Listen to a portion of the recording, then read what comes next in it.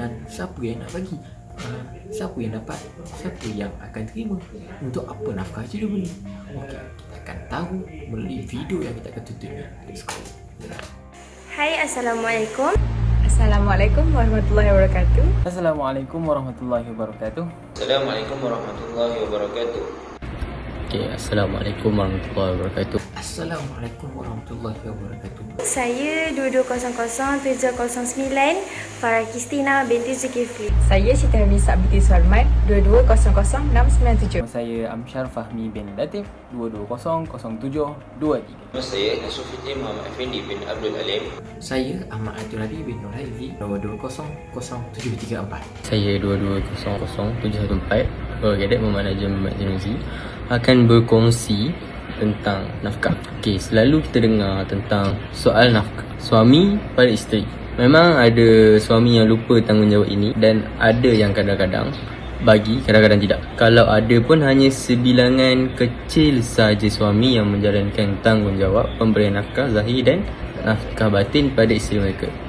Selebihnya, terutamanya pada zaman sekarang ini, suami pula yang menumpang senang si isteri. Kalau tidak percaya, statistik penceraian meningkat saban tahun dan berdasarkan ribuan kes yang difailkan. Apa itu nafkah?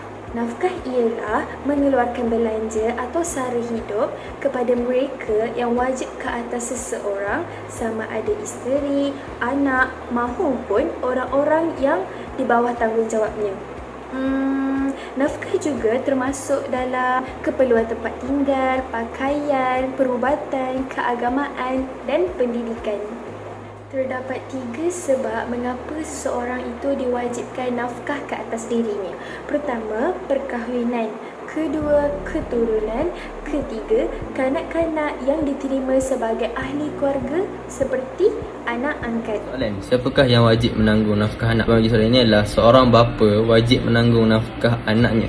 Jika bapa tiada, tanggungan berpindah mengikut susunan tertib wali. Okey, sampai bila seorang bapa kena tanggung anak dia punya nafkah? Okey, untuk anak lelaki sehingga ia mencapai umur akil balik. Anak perempuan pula sehingga dia sudah bersuami.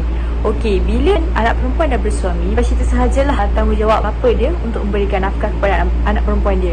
Tetapi jika anak perempuan dia sudah bekerja dan boleh menanggung makan dan pakai diri dia sendiri, tetapi dia belum berkahwin, terputuslah tanggungjawab bapa untuk memberikan nafkah kepada anak dia.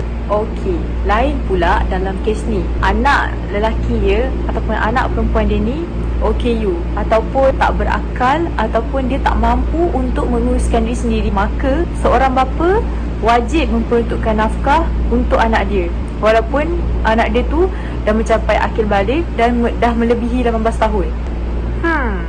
Macam mana pula dengan kadar nafkah? Nafkah apa yang patut diberi? Sebanyak mana?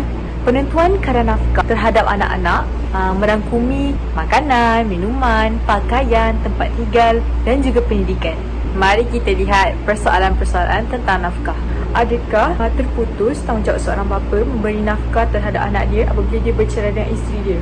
Jawapan dia, tidak. Kenapa? Sebab dia bercerai dengan isterinya, bukan dengan anak-anak dia. Jadi, nafkah yang dia kena beri dekat isteri sehingga isteri dia habis iddah. Anak-anak dia pula, dia kena bagi sampailah anak dia ni boleh berdikari.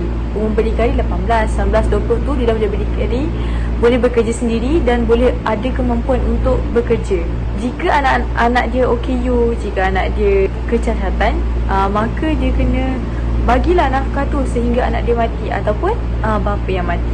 Seterusnya, bentuk nafkah yang wajib diberi perhatian kepada keperluan anak adalah nafkah makanan. Hal ini kerana makanan merupakan sumber utama bagi mendapatkan nutrisi bagi kesihatan seseorang anak untuk menjalani proses tumbesaran yang baik.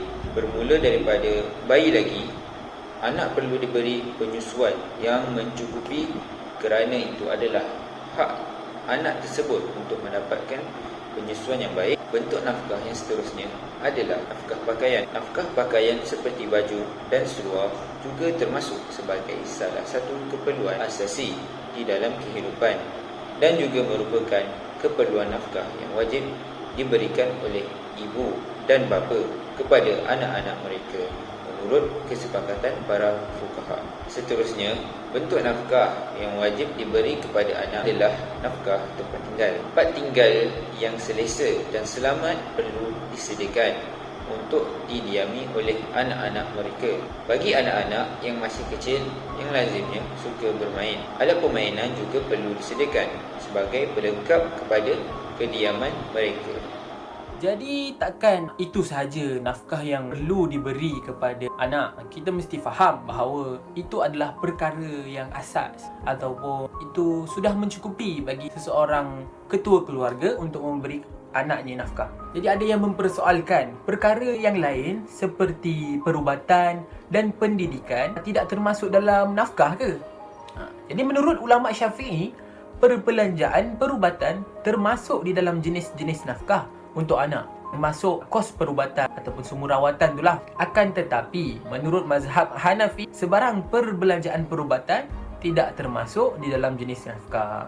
Jadi ini ada perselisihan pendapat dalam kalangan ulama lah. Baiklah, kalau kita fikirkanlah, sekarang ini dah terlalu banyak penyakit-penyakit yang berbahaya, yang mudah berjangkit seperti sekarang ini lah, COVID-19. Adakah kita mahu membiarkan anak kita terus sakit, tidak mendapatkan rawatan ataupun tidak mendapatkan perubatan yang merawat mereka? Jadi pada zaman sekarang ini, perubatan ini telah menjadi seperti perkara asas, seperti makanan itu yang perlu ada pada setiap keluarga. Kalau tak, macam mana kita nak hidupkan?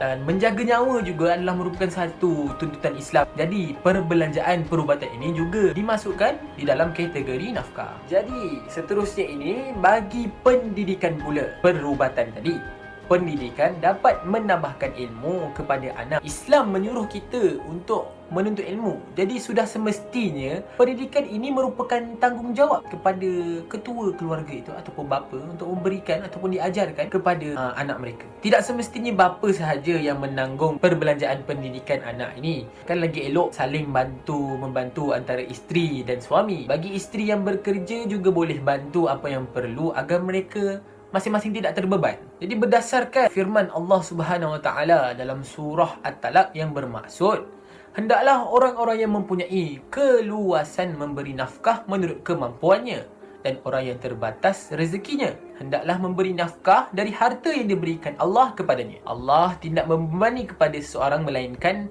sesuai dengan apa yang Allah kelak akan memberikan kelapangan setelah kesempitan. Jadi berdasarkan firman Allah Subhanahu Wa Taala itu, kita dapat tahu yang bahawa nafkah ini memang perkara yang wajib diberikan kepada anak, tetapi Allah tidak membebani kaumnya dengan perkara yang dia tidak dapat tanggung. Jadi itu sahaja dari saya. Sekian. Baiklah, kesimpulannya di sini kita bincang pasal tajuk nafkah ni kan. So nafkah ini berada di dalam tajuk besar dia lah perkahwinan. So kita tengok daripada awal lah, kalau kita nak bentuk, kalau kita nak tahu nafkah ni macam mana. So perkahwinan ni adalah satu perkara yang besar dan bukan boleh dibuat main. Seseorang lelaki yang ingin berkahwin mestilah bersedia dalam pelbagai aspek, seperti pekerjaannya, kemampuannya untuk menanggung isteri dan anak-anak. Takkan mudah sangat kita nak kahwin dengan perempuan yang ayahnya jaga dia betul-betul, makan, tidur, semua cukup. So perkahwinan ini ia lebih berat pada lelaki, sebab kita ni nak jadi ketua keluarga kan. So segala perbuatan kita sebagai ketua keluarga ini akan disoal kelak di akhirat nanti. Jadi salah satu perkara yang tidak boleh dipandang enteng adalah nafkah. Kewajipan nafkah ini sudah termaktub dan dinyatakan di dalam Al-Quran, di dalam surah Al-Baqarah ayat 233, maupun di dalam hadis juga telah diperkatakan oleh Rasulullah SAW. Pada masa kini, nafkah yang biasa bagi anak telah merangkumi makanan, pakaian, perubatan, pendidikan dan segala perbelanjaan lah kita kena tanggung. Namun sekarang ini kita ada mahkamah syariah dan segala aduan ataupun perkara yang menjadi perselisihan boleh diadukan di dalam mahkamah syariah, dan hakim sentiasa menggunakan pendekatan berhemah sesuai dengan hukum syarak dan peruntukan undang-undang yang termaktub. Dan asas pertimbangan utama di dalam menentukan kadar nafkah anak masih kekal sehingga kini, iaitu kemampuan bapa dan keperluan anak-anak. jika hanya merujuk kepada kemampuan bapa tanpa menilai keperluan anak-anak, akan dikhawatiri akan berlaku zalim kepada anak-anak. Begitu juga sebaliknya, jika hanya merujuk kepada keperluan anak tanpa melihat kemampuan bapa, niscaya akan menyebabkan kesusahan kepada bapa. Oleh itu, dalam nafkah ini semua aspek perlu diteliti dan dijadikan panduan supaya kadar dan bentuk nafkah yang diluluskan sesuai dengan kemampuan bapa dan keperluan anak mengikut keadaan semasa. Jadi itu saja yang saya boleh simpulkan. Terima kasih.